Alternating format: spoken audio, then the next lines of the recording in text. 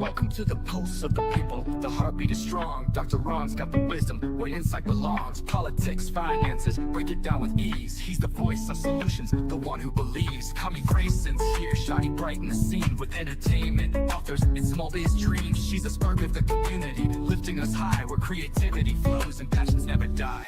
It's the pulse of the people, the rhythms that prove. SKST and SG got the power to move. With voices united, we're setting the tone. Tune in, be inspired, it's your life, it's your own.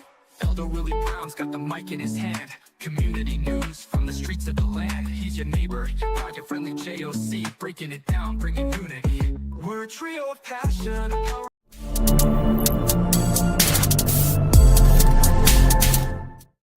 Well, welcome to another episode of Pulse of the People podcast. We have a whole bunch of guests inside the studio. I am so happy. First of all, we have an artist, an interior artist, and she goes by the name of Tanvi Patel. And I know I said that wrong. Tell people how to say your name. It's Tanvi Patel. Tanvi Patel. You hear that accent? Where are you from, girl? I'm from India. India. We have Yes. India in the house. Oh, yeah. So, Ms. Patel, thank you so much for being here at the studio. Are you having fun so far? Yes, amazing time. Good. Okay, so tell people who you are and what you do. So I'm an interior designer. My first profession is I had my own firm in India as an interior designer. I had worked for like 2 years, and then I have shifted here. That's my husband, Maharshi. And in COVID time, I also started a little hobby which turned into a small business in India. I paint on shoes and I upcycle glass bottles. Oh, wow. Beautiful. And we have a picture of those shoes, guys. Oh, my gosh. She is like very, very cool. Nice. Can we show some of her work off? Show off some of her work. Oh, that's nice. Isn't that nice, guys? Yeah. Wow. That's my recent work. When I moved here, I painted this for one of our friends. That's real nice. That went to New Zealand. Wow. I love it. Absolutely love it. That's This one was for my colleague. Nice. The colors changing. Yeah. Kind of neonish, like a rainbow like. Yeah. Yeah. Okay, so how did you get into this? In COVID time, I had nothing to do, but I was one of the person that I always want to do something. I cannot just sit around. So I started painting on purse first, a leather purse. Then I started on a shoes. My husband inspired me to start on painting on a shoe. Initially, it was a little difficult because I had not right colors for them, but I found right color for the leather shoes and the fabric paint also. So that's how I started painting on a shoe. Oh, nice. I know our panelists up here have some questions for you. I'm gonna start with Dr. Ron. Hey, how you doing? I'm good. How are you? Good. I'm Ron Smith. I have a show called Dr. Ron Smith Investigates, and I talk about personal finance. And if someone wants to start a business like what you're doing right now, how would they go about financing it? I know most people do their own like in-house financing, but if they want to expand, and I think that's what the level that you're on right now, what is the process for that? So it depends on how much paint design you want it to be on the shoe, but it starts from $115, and then it depends on how much work you want me to do on it. Okay, so basically, you it's you design the shoe around the personality, or what they pretty much. Yes, I do design as how a person wanted to be exactly, and I do a little process before I directly paint on a shoe. I show them on digitally. I show them like what exactly the design it will be, what kind of vibe and colors it will give after, Nice, nice.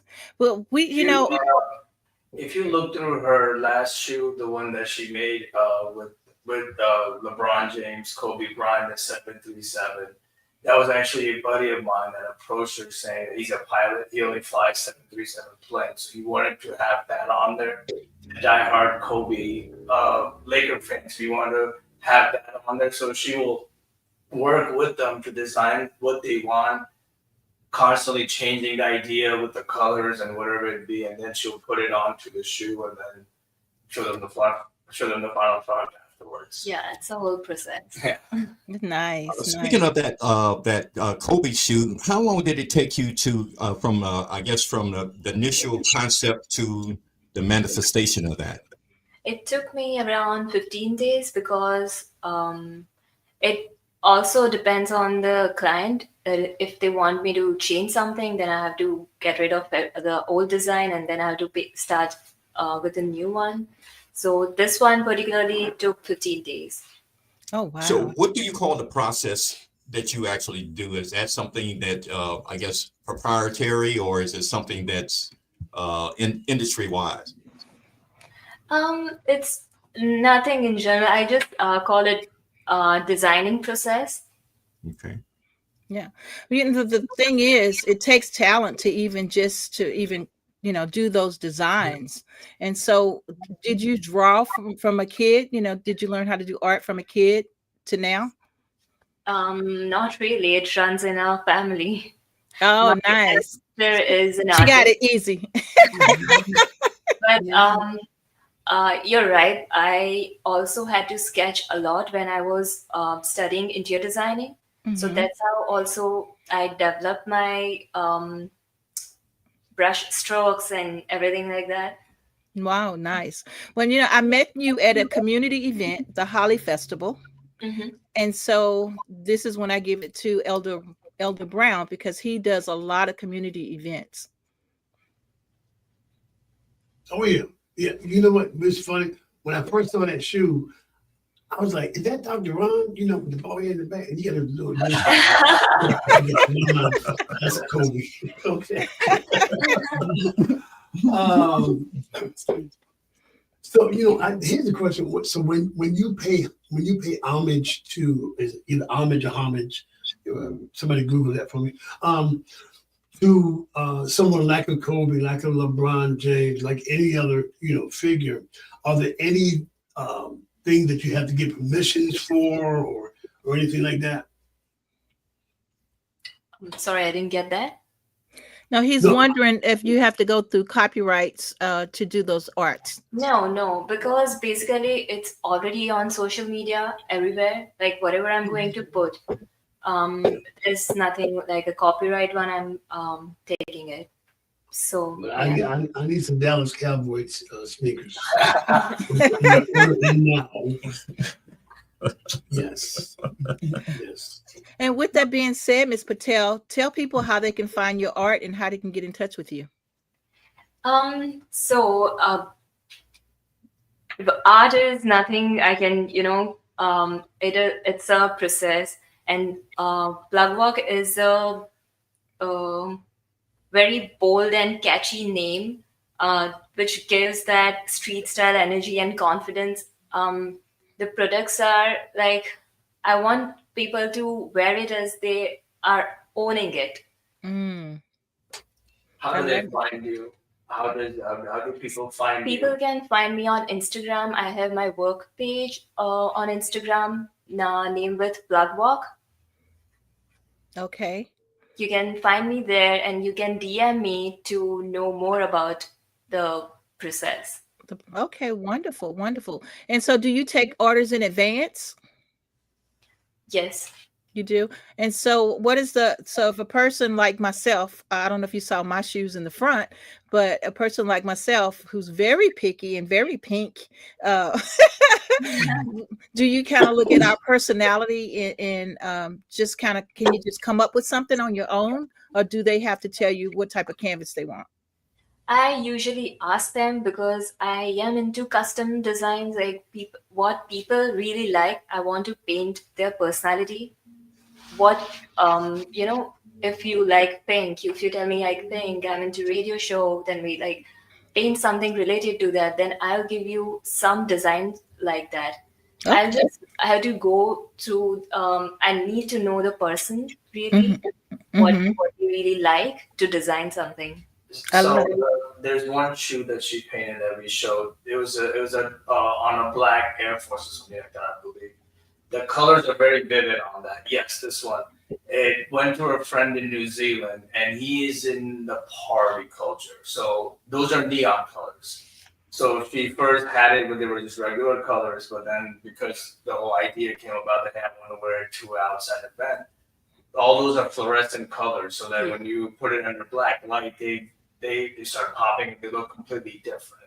So that's something that she incorporated for him. And it doesn't go on every shoe, but if that somebody wants that, then she'll go to that instead to figure out what it takes to make set it different. I love it. Absolutely love it. Okay, We so have to bring our own shoes because I wear 13, so I think there could be a lot of ink. Yeah, I'm just saying. do people normally bring their own shoes? People do bring their shoes, and if they want me to get one for them, I can do that too. I will just add that price in the final product. Okay, I love it. Get that money, girl. Get that money.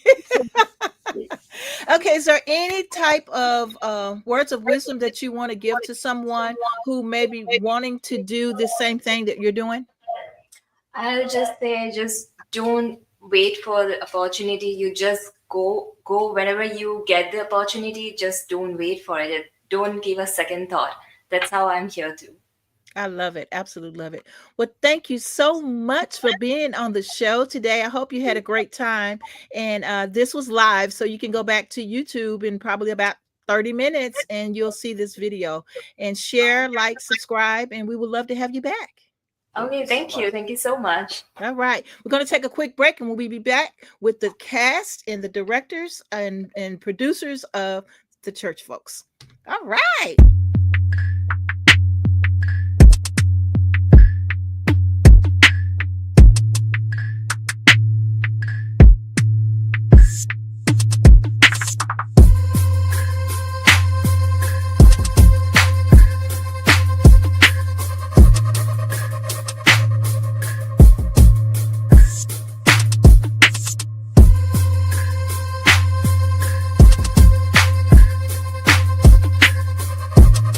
Always says.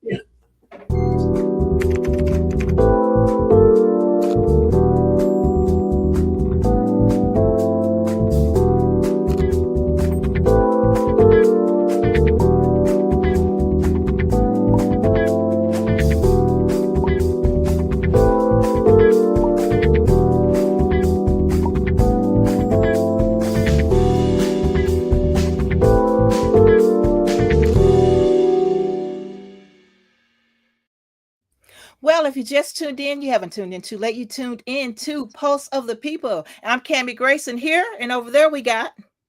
I'm Dr. Ron of the Dr. Ron Smith Investigate Show, your personal finance guy. And Right. the guy over there. Ron this week. Willie Brown, your community servant in the house. All right. And you got a third person. Who is this? Oh, my name is Julia Page. I'm an actress and I play Pearl in the movie Church Folk that we're about to talk about. All right. Church Folks is in the house. Church All folks. right. So we have down here at the bottom. Who are these two guys down here? So, I'm Ernest Smith, one of the directors of Church Folk, the movie. And I'm Lamont Ferguson, the other half of the directors, not my height. And and I also play Sam. Can I use this mic? Yes. Yeah, Oh, yeah, he didn't even grab his mic, boy. Let me tell you. yeah, You know what? You're supposed to be an actor. You know, quick change. You know, yes, quick, fast change. You know, we dancers know how to do that. absolutely. Okay. Okay, guys, tell us about the movie. Okay, so you want to start?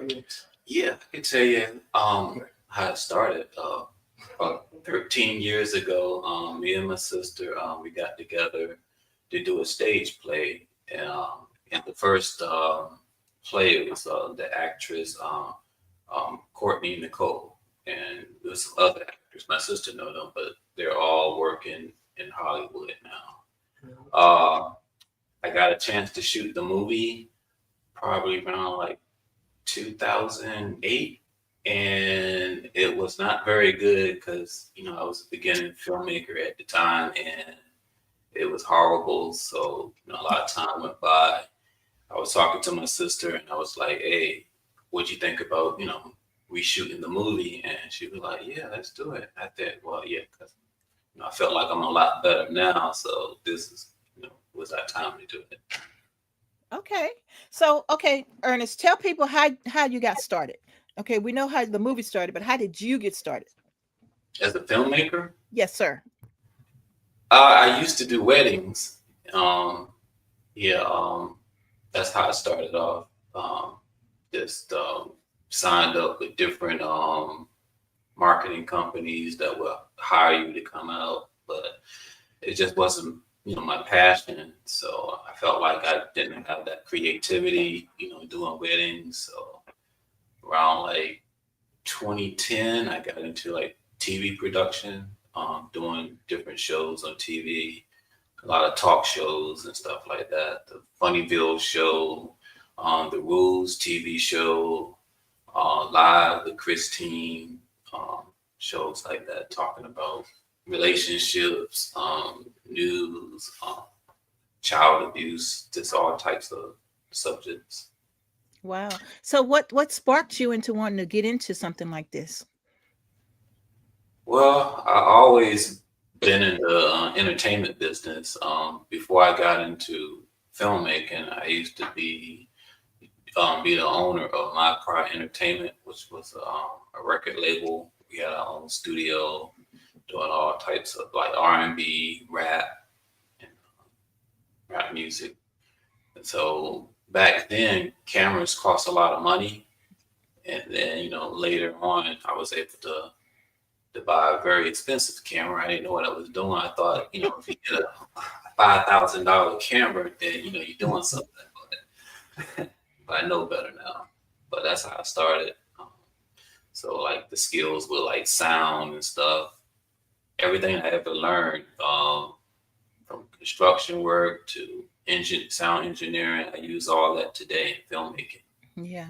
Yeah. I saw your setup when I was honored to be on the red carpet with you guys, and it was a nice setup. I really felt like, and even seeing the footage afterwards, it was really nice. So Thank you. yeah, very proud of that. Okay, so Mr. Ferguson, But come on now. This is mic on.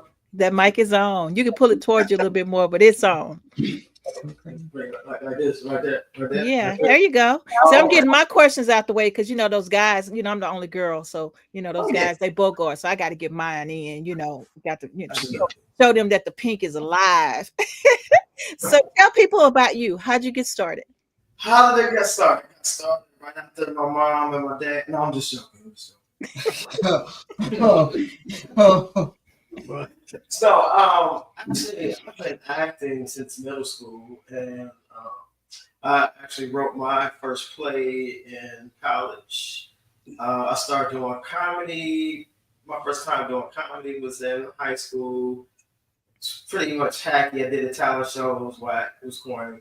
Then I did some more in college. Then after I graduated, I kind of laid back off the comedy, just pursued acting more.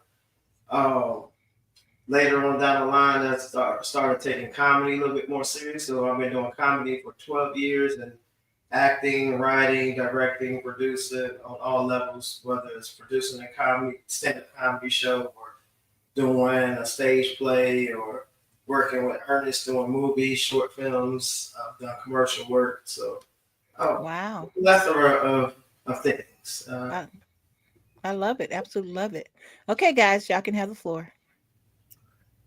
Well, I'm their finance guy, so most people dreams stop right there at the finance. How did you guys overcome that major hurdle? Pretty much when you work with people that believe in you, they understand the mission. They understand that you're a grassroots type of team. That they know that it's not a huge check right now, but down the line there will be something coming to them. And when you have a good honor code, good ethic, work ethic, and stuff like that, and people, we're made of integrity, so they know we're not just trying to do a free project and run off with the funds. You get what I'm saying? So they understand the mission, and that's just a big part of it. And understanding each other and the finances, how that work. A lot of people, if they believe in a project, they're willing to hang in there and work with you and understand that there will be more projects and then they will be paid down the line. How has technology helped you accelerate that process?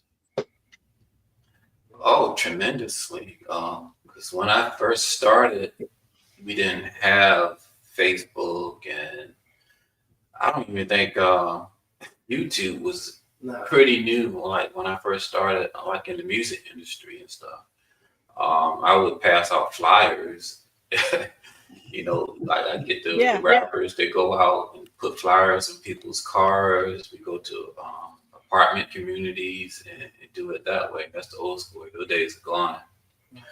But technology is definitely a good tool to use now. So it's no excuse. Like anybody can make it with these apps and these websites, social media platforms. No excuses. Well, sitting next to Dr. Ron is two of the actors, an actor and an actress that's in the movie. So let's hear from them. Well, here's a question real to the guys. You have ideas and creative ideas. Ernest, you have ideas and creative ideas. How does a team like you guys keep the chemistry when you have, you may have different, you may want to see something one way, Ernest, you may see something one way. How does that cohesive work when you're doing something like this? We all wrestle. Like whoever wins. I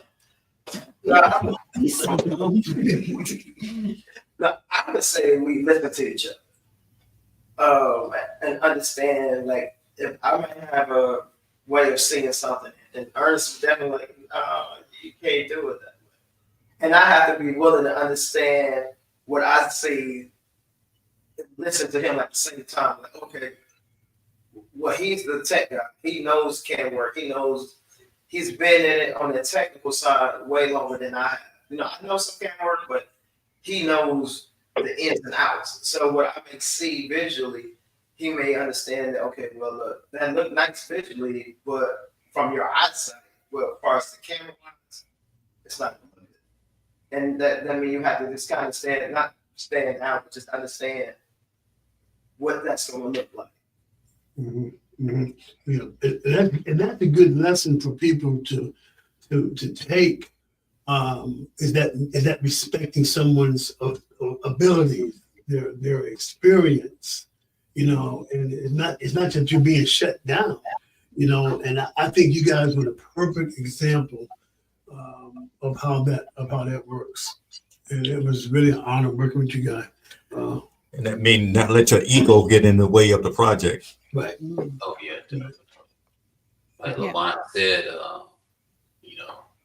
what they say, give credit where credit is due, and I stay in my lane. Like certain things, like I've acted before, but like I don't got the acting experience that Mark got. So I let the actor do their thing, and I just instruct them on things that I from like editing. If a person's nervous, like certain habits and stuff like that people do, with twiddling their fingers, rocking back and forth, so I stay on top of that, because that stuff can be very noticeable.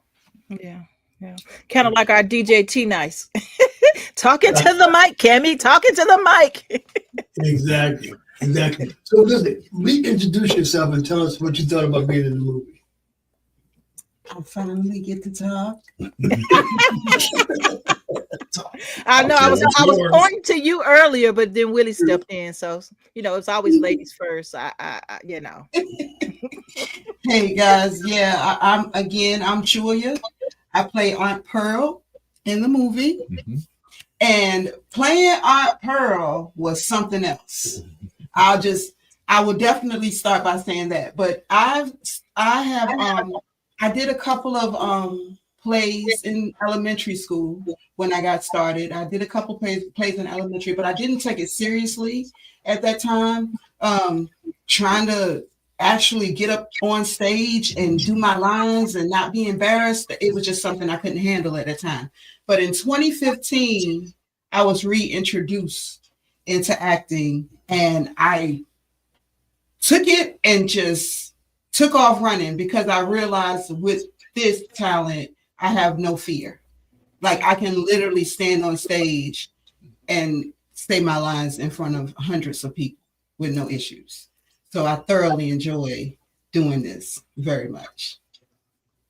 Well, what was it like being like on the stage with all these phenomenal people and their personalities? I mean, because I saw everybody was different. No one was the same. I mean, you had drama going on. You had spousal, spouses not getting along. You had pastors in the church trying to save his own marriage on top of, it was just so well-rounded. Listen, they had the people in there. I wanted to fight half of them people, because you didn't know if they was in character or not. I was like, what in the world is going on? But no, I thoroughly enjoyed it, because everybody was professional. They came in ready to learn and get their lines done. We had scenes where it was changed. We come in thinking we gonna say one thing, and they sitting there talking about, no, this ain't the line, what page you got, and all that. Listen, I'm just here to do my job. But no, I did it. We got it done. Everybody enjoyed everybody. And this is the main thing, is becoming friends, building that relationship so you can do your character and actually know that this person is not the evil villain in real life. They might just be playing around, and go from there. Are you sure? Evil, sometimes we have the little devil on our shoulder, and then we have God. Okay, so we have a trailer. Is it okay for us to show it? Yes, absolutely.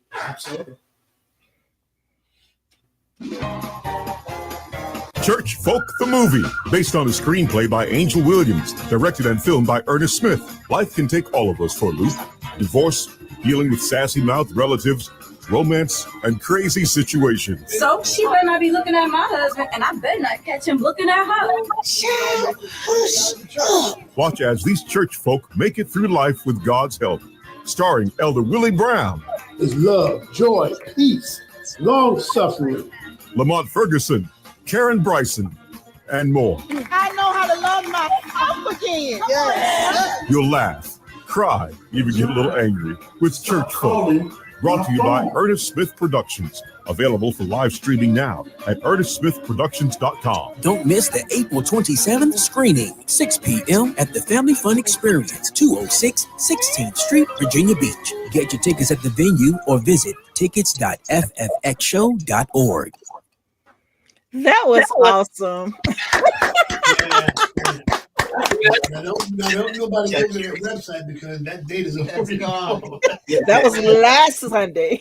Yeah. But let me just say, having the opportunity, because this is my second film that I've been in.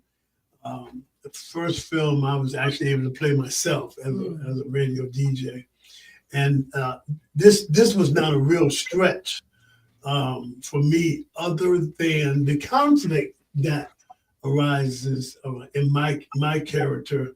But I appreciate Lamont and Ernest so much for allowing us to when you get a certain age, you don't remember stuff like you used to. You know what I'm saying? And trying to sneak your lines on your cell phone because it looks normal because everybody's doing stuff on their cell phones, but giving us the license to kind of explore, outside of the script, and do that. And let me tell you something. The first time I saw the trailer, because they say I had a major role in the film. I'm like, well, I get in there all the time. And the first time I heard the thing said starring Older Willie Brown, I was like, oh snap! I'm starring in the movie. Try this. Try thinking you the lead and you don't hear your name in the front, but you see yourself throughout the whole film. She was fabulous. And what's so funny is Joy, she had her pocketbook in every scene. Yeah. I got to. I love it. So my question is to the directors, guys. What's next? Do y'all have a sequel to this coming up, or what do you think is going on? What's going to happen next? Yeah, I think we might do a sequel, and I have another movie called Payback that my sister's writing. She's working on that right now. It's a little different, but kind of the same kind of genre of movie. Are you excited about it? Oh yeah, excited about all my films. He's so laid back. He's always like, yeah. He looks like He's so calm. This is I believe if he won the lottery and won $5 million, he'd still be like, yeah, I won $5 million. But yeah, he's just so laid back and very easy to get along with. That's what makes this. That actually makes the project work. You know what I mean? Yeah. And just like so Willie Brown said, he allows the actors to breathe, to relax, because a lot of times we working with up and coming actors and they might not be on their game when it comes to the script and knowing their lines all the time. So to be able to come to the set and don't have to have stress as a stress reliever for the actors, Okay. to be allow them to be creative as well. Okay, so tell people how they can see the movie. Well, we're touring right now, so if you go to church-folk.com, you will see the up and coming screenings on the website. Okay. And any last remarks you want to leave before we exit? Oh, well, yeah. Well, I got a lot of different projects coming up. Got Mix It Up Sports, which is out of Manassas. I'm bringing that to this area, to the venue 757. So if you go to ErnestSmithProductions.com, you'll see the information and the dates up there for that. And just hope that this area will support it. We got a lot of celebrities attached to this project, from Eddie Butcher, 5-time world kickboxing champion, to Dan DeBeek Severance, that used to be in the UFC. He's won like 2 titles, and he's also used to be on the WWF. Okay. And you have a sci-fi movie out as well coming out. Oh yeah, working on a film called Praying Mantis, and that's in production right now, working on armatures and special effects. But I'll be casting for that soon, and that'll will also be on the website. Nice. Oh, I act a little bit. I'm just saying. Uh-oh. Just saying. Yeah, You know. bring me on board. Yeah, Yeah, let's put Kimmy in playing Nancy, give her a scary scene so she can get right. Yes, great. Okay. What about you, Mr. Ferguson? Whatever he's working on, I'll be attached to that somehow. Maybe I get to scream too. I never, been in a scary movie like, yeah. But I think I'll fight the praying mantis. Oh, I got a scene. I got a scene. He could be at the mic, doing what he do, his jokes and everything, and the mantis just bite his head off. So I wrote that scene. You got it right there. So whatever we got going on with that. Also, we have Wall Street. It will be at the Black Film Festival, Juneteenth weekend. That's led by Ryan Thompson. He's a great guy. He's actually from my hometown, Detroit. And that's going to be going on Juneteenth weekend. Let me see what else we got. So that's going on. Then we have I'm in the movie that same weekend called Blowback. It's what starring Clifton Powell. So I'm in that film as well. So I'm in a couple projects in that same weekend.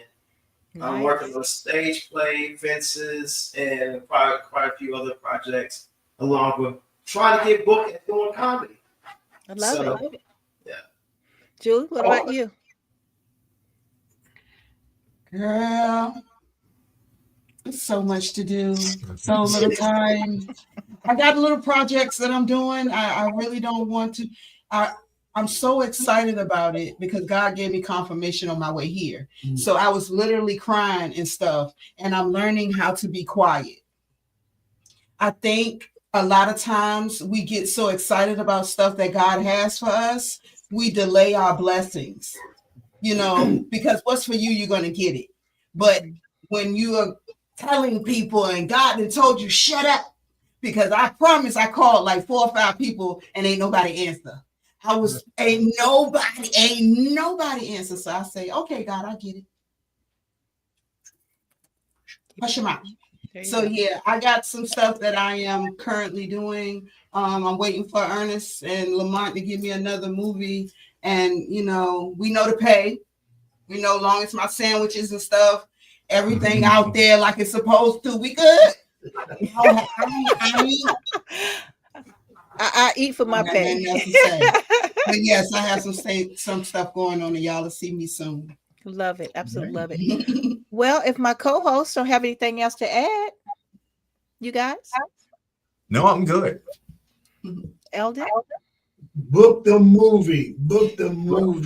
Can I say something? What you're listening to, just go to church-folk.com. And we were talking yesterday about the opportunity to evangelize the community by having it in churches, and that's the way to really bring community. Churches have gotten away from fun stuff. Yeah. You know what I'm saying? They really have. And we want to be the catalyst that brings that back. So if you're a church out there and you want this movie, go to church-folk.com. Yeah, I was just going to add to that. Like, this movie, we did an interview the other day on ESP TV. So you go to the website and see our interview. Mm-hmm. But this movie, Church Folk, is not just for the church folk. Mm-hmm. This is on your everyday life. Even the people at your job, you will see them in this movie. So don't let because some people get intimidated when you say, oh, Church Folk, is that the churchy movie? No, it's a real movie. It's home to each and every one of you. Yes. It's drama, it's real life. It's real life. Everything that people's going through. For sure. Absolutely love it. And I'll tell you one thing, you guys just keep going. Directors, you can only get better, right? Yes, so just keep moving. I've interviewed probably 100 movie directors, some famous and some not so famous. And you guys are on the right track. And I do appreciate your time. I do appreciate you guys coming out to the studio, and many blessings to all of you. Thank you. Why didn't tell me my son was sitting out there like that? How did y'all this whole time was just sitting out there in the open? Hey, I give you a monitor to look at yourself, so